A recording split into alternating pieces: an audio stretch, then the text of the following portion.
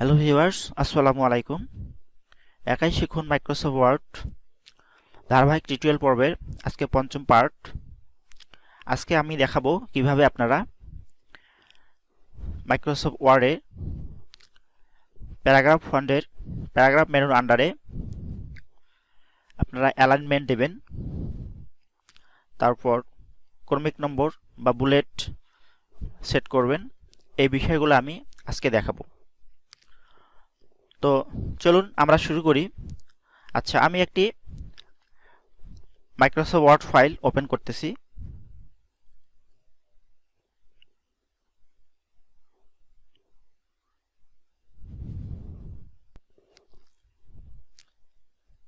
আচ্ছা দেখুন, এখানে মাইক্রোসফট ওয়ার্ড ফাইল একটি আমি ওপেন করলাম। তো এখানে কিছু লেখা আছে। তো এখন দেখুন, আমরা গত পর্বগুলোতে হোম মেনুর আন্ডারে থাকা এই বিষয়গুলো আমরা দেখেছি। আপনারা যারা নতুন দেখেননি তারা আগের পার্টগুলো দেখবেন। তো আজকে আমি এইখানে দেখাবো যে প্যারাগ্রাফ মেনুর আন্ডারে যে কাজগুলো আছে, যে ফাংশনগুলো আছে, সেগুলো আমরা আজকে দেখব। তো শুরুতে আমি দেখি যে এখানে যে অ্যালাইনমেন্ট দেওয়া আছে, অ্যালাইনমেন্ট আইকনগুলো আছে। হ্যাঁ, এই যে দেখুন, আমি দেখাচ্ছি। দেখুন, এগুলো হচ্ছে অ্যালাইনমেন্ট আইকন। তো প্রথমে যে আইকনটা আমরা দেখতে পাচ্ছি সেটা হচ্ছে লেফট অ্যালাইনমেন্ট। দেখুন নিচে লেখা আসছে align text to the left, অর্থাৎ এটা লেফট অ্যালাইনমেন্ট। আমরা কোনো লেখা সিলেক্ট করার পর যদি এটাতে ক্লিক দেই তাহলে লেখাগুলো বাম পাশে সমান হবে। দেখুন আপনারা এখানে যে আইকন আছে, আইকনের বাম পাশটা পুরো সমান আছে। তো বাম পাশটা সমান হবে। তো এখন আমার এইটা যেহেতু সিলেক্ট করা আছে, দেখুন এটা সিলেক্ট করা আছে, এগুলো কিন্তু সিলেক্ট নাই। তো সিলেক্ট করা আছে মানে আমার এটা লেফট অ্যালাইনমেন্ট বা বাম পাশে অ্যালাইনমেন্টই করা আছে। দেখুন আমার লেখাটা আমি সিলেক্ট করতেছি। এই দেখুন নিচে লেখাটা আমি সিলেক্ট করলাম। আচ্ছা, করার পর এটা দেখুন, আমি যদি লেফট অ্যালাইনমেন্ট থেকে সেন্টার অ্যালাইনমেন্ট বা মিডল অ্যালাইনমেন্টে দেই, সেন্টারে দেই, এটাতে আমি ক্লিক করি, তাহলে লেখাটা এই পুরা পেজের ঠিক মাঝখানে হবে। যেমন আমরা যদি কবিতা বা ছড়া লিখি তখন কিন্তু সেই লেখাটা লেফট অ্যালাইনমেন্টে দেওয়া থাকে। এই জন্য লাইনগুলো ছোট বড় থাকার পরও সবগুলো লাইনে মাঝখান দিয়ে বসে। তো এইটা হচ্ছে সেন্টার অ্যালাইনমেন্ট। আর যদি আমরা এরপরে অপশনটা আছে, দেখুন এটা হচ্ছে রাইট অ্যালাইনমেন্ট। এটাতে যদি আমরা ক্লিক করি তাহলে লেখাগুলো ডান পাশে সমান হয়ে যাবে। এই ডান পাশ দিয়ে সমান হবে, বাম পাশে লাইনগুলো ছোট বড় হবে। এটা হচ্ছে যে অ্যারাবিক কান্ট্রিগুলো যেগুলো আছে, যাদের ভাষা আরবি, তারা এই অ্যালাইনমেন্টটা ব্যবহার করে। আরবি ভাষা যেহেতু ডান পাশ থেকে লিখতে হয় আরবি লেখা, এই জন্য ডান পাশটা সমান থাকে এবং বাম পাশের লাইনগুলো ছোট বড় হয়ে যায়। এটা দেখুন আমি দেখাচ্ছি। এটাতে আমি ক্লিক দিলে দেখুন লেখাগুলো সরে ডান পাশে আসলো এবং বাম পাশে অনেকটা ফাঁকা হয়ে গেছে, মানে বাম অ্যালাইনমেন্ট না, এটা রাইট অ্যালাইনমেন্ট, অর্থাৎ ডান পাশে সমান হবে, বাম পাশে লাইনগুলো ছোট বড় হবে। আচ্ছা, এরপরে যেটা আছে সেটা হচ্ছে জাস্টিফাইড। হ্যাঁ, জাস্টিফাই। দেখুন জাস্টিফাই, এই জাস্টিফাইতে যদি আমরা ক্লিক করি তাহলে লেখাগুলো দুই পাশ থেকেই সমান হয়ে যাবে, অর্থাৎ বাম পাশে এবং ডান পাশে লাইন একেবারে সমান হয়ে যাবে, কোনো ছোট লাইন থাকবে না। যদি লাইন ছোট থাকে তাহলেও মাঝখানে স্পেস হয়ে লাইনগুলো একটু বড় হয়ে সমান হবে। হ্যাঁ দেখুন, আমি এখানে ক্লিক করে দেখাচ্ছি। হ্যাঁ দেখুন, আমি এটা ক্লিক করলাম, ক্লিক করে দেখুন এটা এখন এটা জাস্টিফাই আছে। জাস্টিফাই মানে হচ্ছে এই যে বাম পাশে এবং ডান পাশে দুই পাশেই সমান হয়ে যাবে। এটা সাধারণত আমরা যখন চিঠি লিখি, কোনো দরখাস্ত, কোনো আবেদনপত্র, অফিসিয়াল লেটার, হ্যাঁ এগুলাতে সাধারণত জাস্টিফাই করা থাকে, যার কারণে জিনিসটা দেখতে মানানসই হয়, যে দুই পাশেই সমান থাকে, ছোট বড় লাইন থাকে না। তো আমরা অ্যালাইনমেন্টগুলো সম্পর্কে দেখলাম। হ্যাঁ দেখুন, আমরা প্রথমে দেখলাম লেফট, তারপর সেন্টার, তারপর রাইট, তারপর জাস্টিফাই। এগুলো আমরা যখন আমরা অ্যালাইনমেন্ট দেব তখন অবশ্যই সিলেক্ট করে নেব। সিলেক্ট করে নেওয়ার পর আমরা লেখাগুলো অ্যালাইনমেন্ট করে নেব। আর যদি সিলেক্ট না করি শুরুতেই দেই তাও হবে। শুরুতে আমরা অ্যালাইনমেন্টটা, যেমন আমি লেফট অ্যালাইনমেন্ট, এটা ডিফল্টভাবে দেওয়াই থাকে লেফট অ্যালাইনমেন্ট করার পর ডিফল্টভাবে দেওয়াই থাকবে। তারপর আমরা লিখলে সরাসরি সব লেফট অ্যালাইনমেন্টটাই সেট হয়ে যাবে। এরপর দেখুন আমি মিডিলে দেখাচ্ছি। মিডিলটা একটু এখান থেকে একটা দেখাই মিডিল, যেমন আমি এটা সিলেক্ট করে নিলাম। দেখুন এটাতে মিডিল যদি আমরা দেই, সেন্টার অ্যালাইনমেন্ট দেই, তাহলে দেখুন এটা মাঝখানে চলে আসছে পাতার। আবার যদি রাইটে দেই তাহলে দেখুন ডান পাশে চলে গেছে। আর যদি জাস্টিফাই করি এটা, হ্যাঁ, তাহলে জাস্টিফাই হলে লেফটেই থাকবে, কিন্তু ডান পাশের লাইনগুলো সমান হয়ে যায়। তো আমরা অ্যালাইনমেন্টগুলো দেখলাম। আচ্ছা, এরপর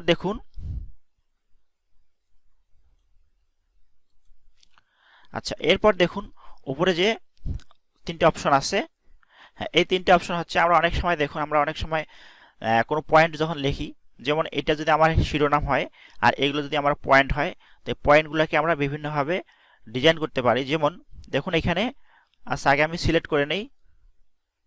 আচ্ছা, আমি সিলেক্ট করে নিলাম।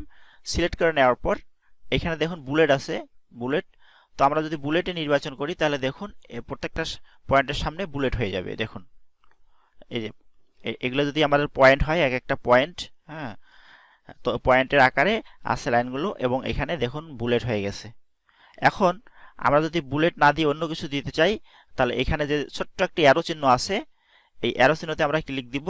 ক্লিক দিলে একটা পপ আপ শো করবে।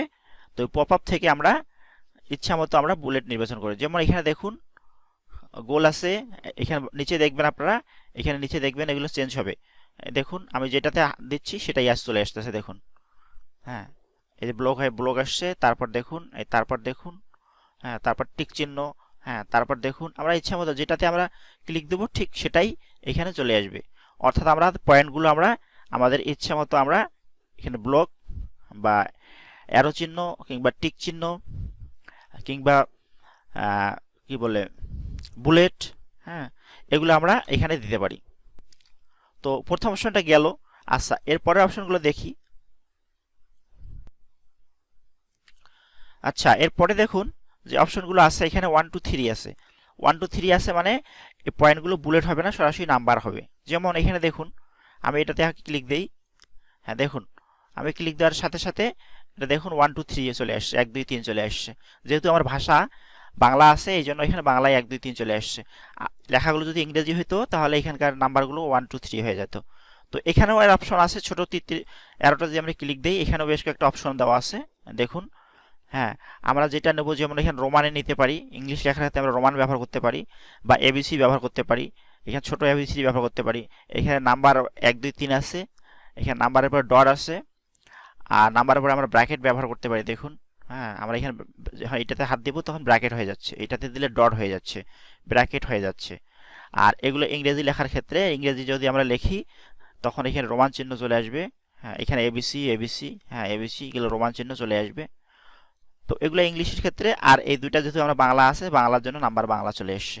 হ্যাঁ, আমার বাংলা লেখা এই জন্য এখানে ইংরেজি এবিসি আসতেছে না, ফন্ট বাংলা নির্বাচন করা আছে। ইংলিশ লেখার ক্ষেত্রে এই এবিসি ঠিক চলে আসবে, এবিসি। তো এভাবে আমরা এই বুলেট নির্বাচন করতে পারি অথবা নাম্বার দিতে পারি, পয়েন্টগুলোকে নাম্বার করতে পারি। আচ্ছা, তৃতীয় অপশন আরেকটি আছে। হ্যাঁ, এখানে এখানে অনেকগুলো অপশন আছে। দেখুন, হ্যাঁ, এখানকার অপশনগুলোর কাজ হলো যে দেখুন এটা আমি ধরলাম, হ্যাঁ, ধরার পর দেখুন কি আছে, একের এ আছে, তারপরে আবার রোমানের 1 আছে, হ্যাঁ, তারপর একের এ রোমান, হ্যাঁ, অর্থাৎ এভাবে আপনার অনেকগুলো যদি পয়েন্ট থাকে, একটা পয়েন্টের আন্ডারে আরও ছোট ছোট পয়েন্ট আছে। হ্যাঁ, যেমন আমরা কোশ্চেন তৈরি করি, হ্যাঁ, কোশ্চেন তৈরি করার সময় এক নম্বরের এ বি সি এরকম থাকে, বা এক নম্বরের মনে করেন এ নম্বর আছে, এ নম্বরে আবার ছোট ছোট পয়েন্ট আছে বা উত্তর আছে এমসিকিউ এর ক্ষেত্রে। তো এই ধরনের কেসগুলোর ক্ষেত্রে আমরা এই জিনিসটা ব্যবহার করতে পারি। তো ঠিক এরপরে দেখুন আরেকটা অপশন আছে এখানে, যে প্রথম পয়েন্টটা থাকবে 1, তারপরে ছোট পয়েন্ট আসবে, হ্যাঁ, উপ পয়েন্ট বা সাব পয়েন্ট যেটা আছে 1.1, তারপর 1.1.1, এইভাবে আস্তে আস্তে পয়েন্টগুলো বাড়বে। তো এই ধরনের যখন অনেকগুলো পয়েন্ট থাকবে, হ্যাঁ, তখন এই কাজগুলো আমরা করতে পারি। যখন এগুলোর মাধ্যমে আমরা সিলেক্ট করলে সেভাবে পয়েন্ট তৈরি হয়ে যাবে। হ্যাঁ, এখানে দেখুন ওইভাবে দেওয়া আছে, হ্যাঁ, এ আছে, এ 1 আছে, আবার এ, হ্যাঁ, অনেকগুলো এখানে হেডিং সুন্দর করে দেখা আছে। তো আপনাদের যেটা প্রয়োজন হবে সেটাই নিতে পারবেন। এখানকার দেখুন একটু এলোমেলো ভাবে দেওয়া আছে, হ্যাঁ, যে ফুল আছে, তারপর আবার মনে করেন ত্রিভুজ চিহ্ন, তারপর ব্লক, তারপর বুলেট, হ্যাঁ, এক একটাতে এক রকম চলে আসবে।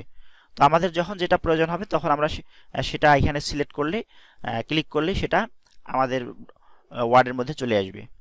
তো এভাবে আমরা এই অ্যালাইনমেন্ট দিতে পারি, এবং অ্যালাইনমেন্ট দেওয়ার পরে যদি আমাদের কোনো পয়েন্ট আকারে যদি কোনো কিছু লিখি, হ্যাঁ, সেখানে বুলেট বা নাম্বার আমরা অটো সেট করতে পারি। আচ্ছা, আরেকটা বিষয়, আপনারা এই বুলেট কিংবা নাম্বারিং অপশন সিলেক্ট করার পর যদি লেখেন তাও হবে। আমি এখানে দেখাইলাম আপনাদের যে আগে লেখছি, তারপর আমি যে অপশনগুলো এগুলো আমি নির্বাচন করলাম। তো আপনারা আগেই যদি লেখার আগেই যদি নির্বাচন করে রাখেন তাও হবে। যেমন আমার এখানে দেখুন নির্বাচন করা আছে। আমি এখন নতুন কোনো লাইন যদি নিতে চাই, দেখুন নতুন লাইন নিলে অটো 4 নম্বর চলে আসতেছে। দেখুন আমি আবার এন্টার দিলাম। হ্যাঁ, এভাবে আপনারা বারবার এন্টার দিবেন, তাহলে দেখবেন নতুন করে লাইন তৈরি হবে এবং নতুন করে নাম্বার বা পয়েন্ট চলে আসবে। তো কথা হচ্ছে যে আপনারা আগেই যদি নির্বাচন করে দেন তাও হবে, আবার লেখা শেষ করার পর আপনারা সিলেক্ট করে এখান থেকে বুলেট বা নাম্বারিং অপশনগুলো সিলেক্ট করেন, নির্বাচন করেন, হ্যাঁ, তারপরও নাম্বার বসে যাবে। এখন যার যেটা ভালো লাগে, যদি আপনাদের মনে হয় যে আমরা আগেই এটা অপশনটা নির্বাচন করে তারপর লিখবো, তাহলে অটো একটার পর একটা নাম্বার চলে আসবে। আর যদি আপনারা লেখা শেষ করেন, লেখা শেষ করার পর এখান থেকে বুলেট বা নাম্বার সেট করেন, সেভাবেও হবে। তো আপনাদের যেটা ভালো মনে হয়, আপনাদের যেটা সুবিধা মনে হয় সেটাই করবেন। তো আজকের ভিডিও এ পর্যন্তই। আপনারা যারা আগের ভিডিওগুলো দেখেননি তারা আমার চ্যানেলে আগের ভিডিওগুলো দেখেন। পার্ট 1, 2, 3, 4 পর্যন্ত আগে দেখানো হয়েছে। তো আপনারা আগের পার্টগুলো দেখেন, তাহলে আরও অনেক কিছু জানতে পারবেন। আর যারা এমএস ওয়ার্ড শিখতে চান, যারা নতুন এমএস ওয়ার্ড শিখতে চান, তারা চ্যানেলে সাবস্ক্রাইব করবেন। আমি ধারাবাহিকভাবে এমএস ওয়ার্ডের একটার পর একটা পার্টগুলো আপলোড দেব ইউটিউবে। আপনারা এখান থেকে দেখে নিজে নিজে শিখতে পারবেন। নিজে নিজে শিখবেন, তারপর চর্চা করবেন, প্র্যাকটিস করবেন ল্যাপটপে বা কম্পিউটারে। তাহলে আপনাদের জিনিসগুলো আরও সুন্দর করে মাথায় সেট হয়ে যাবে। তো আজকে এ পর্যন্তই। ধন্যবাদ, সবাই ভালো থাকবেন। আল্লাহ হাফেজ।